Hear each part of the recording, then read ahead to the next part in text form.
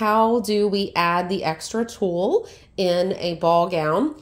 So you have a bride who comes in and she's got, you know, maybe it's just a moderate A-line, okay? And she wants it to be a nice full ball gown, or maybe it's already a ball gown, but she just wants it fuller.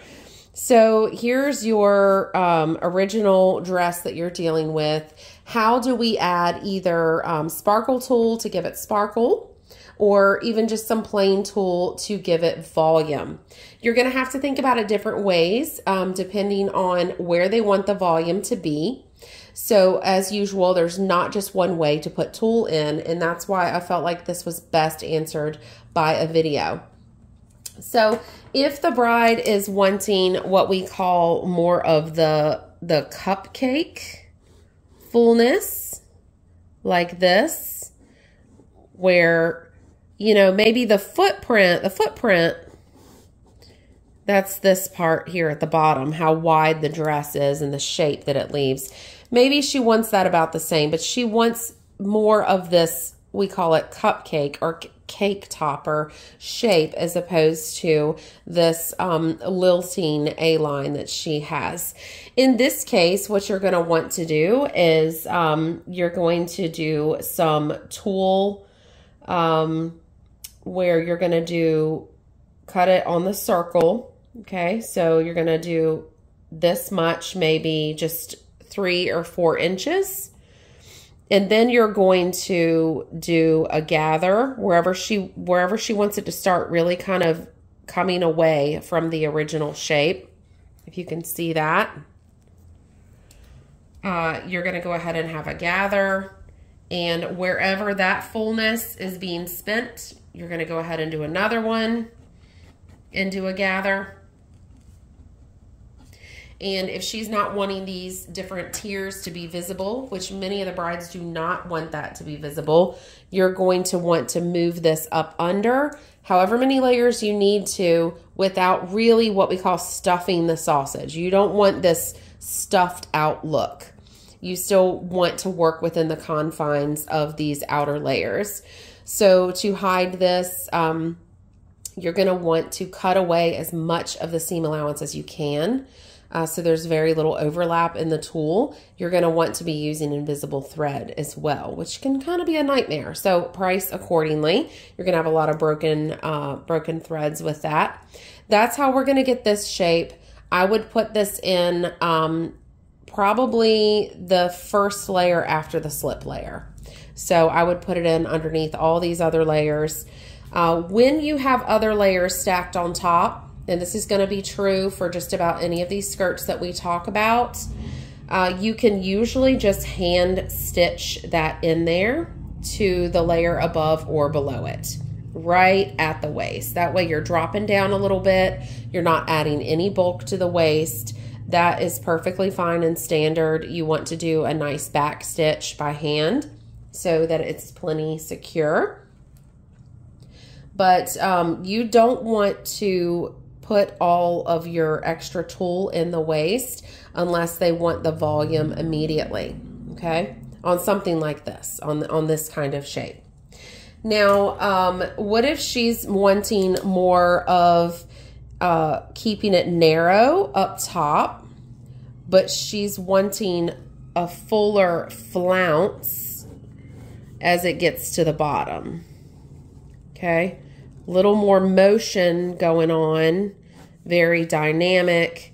This you're going to be cutting on the circle for sure. And typically you're going to have a couple of seams here and here because you cannot get a full enough circle in one piece typically. And you're going to want to cut this from a wider tulle, so more like a 108-inch wide. Definitely not like a cheaper 54-inch wide, that kind of thing.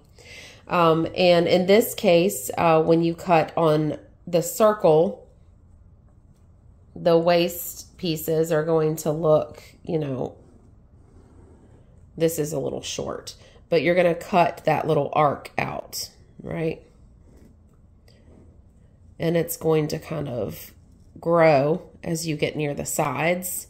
And then as you get to the bottom, as you get to the back, you're going to have this. You're going to have 2 more pieces, and they're also going to be cut on the circle. And this is the general shape that you're going to be going for with them, okay? So any of these, you're going to have one side longer than the other.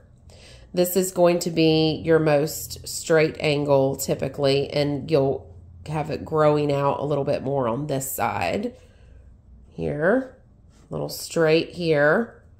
These guys are going to be growing out a little bit more. When I say growing out, I'm meaning when you cut it, you're going to have a straight, like you could almost, you know, cut it along the side of the selvage. And this part kicking out is what's growing the width of it as you get to the bottom, okay?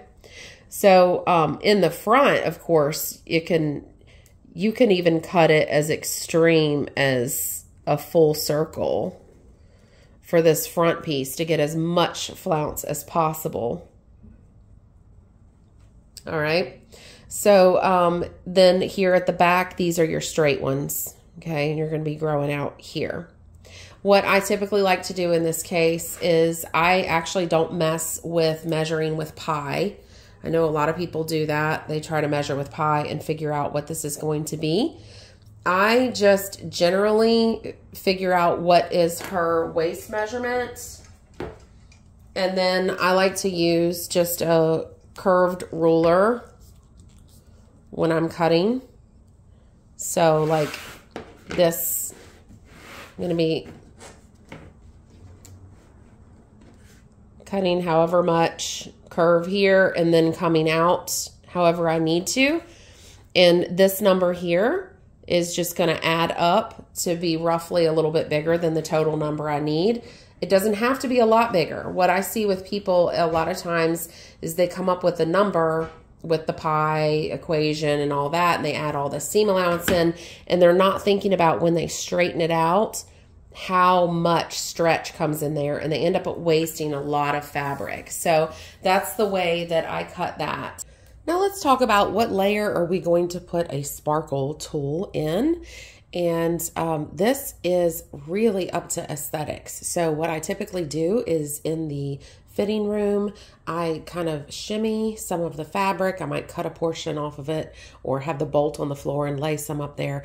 And we put it between the layers. Most of the time, the tool ball gowns that they're adding sparkle tool to are going to be 3 or 4 layers deep.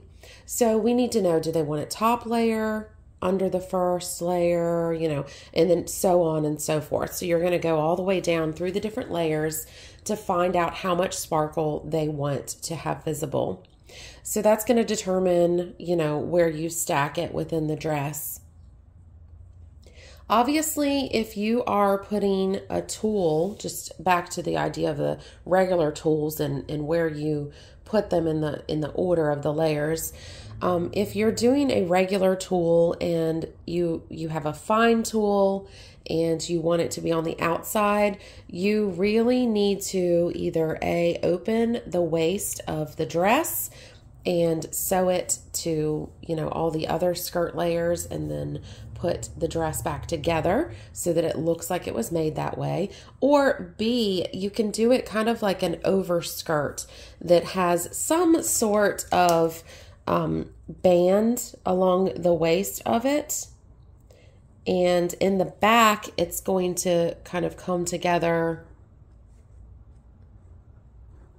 with some type of hook or button mechanism with the slit to get in. And so you're going to just overlay this, basically just hook this on almost like a removable train idea. And that's going to be perfect if they like that defined waist. If they want no definition and no change at the waist, you're more likely going to be sewing it in.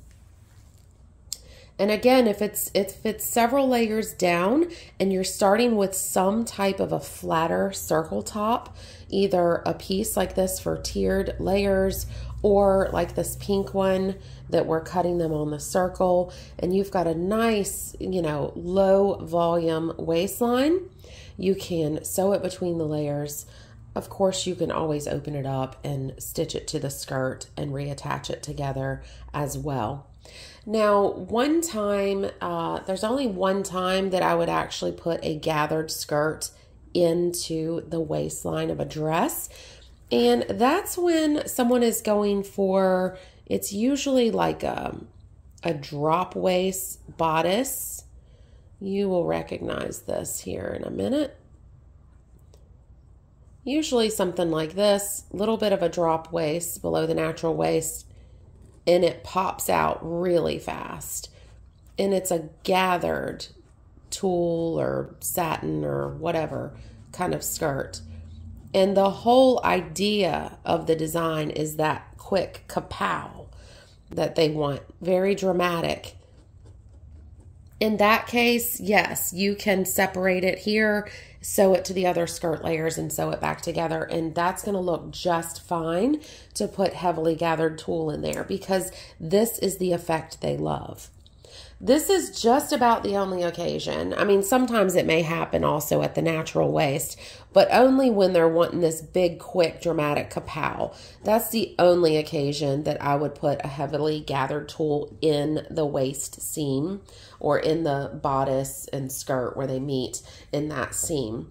Any other time when we have a gather, I would like to do this original tier closer to the waist and then let the gather come out an inch or so below.